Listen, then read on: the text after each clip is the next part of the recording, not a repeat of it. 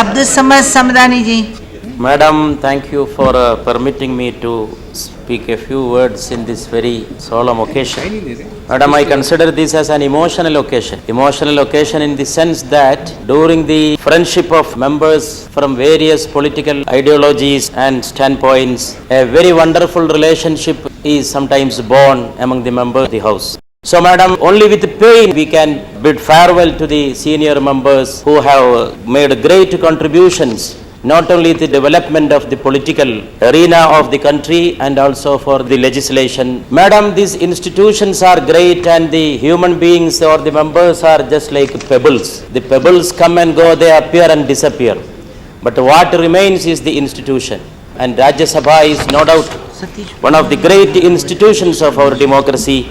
In the recent years, Madam, how much we were able to make landmark legislations. For example, legislations which are very much related with the basic problems of human beings, with the basic problems of the citizens of the country. Madam, I have a feeling that in the recent years there is a very terrible deviation from the basic problems of the life, and sometimes most of the time of the House is dragged away to just emotional or emotive issues. Madam, whom we are described here as great teachers, among whom you are there. I remember, Madam, the day when I came first to this house, and after speaking a few words, you congratulated me.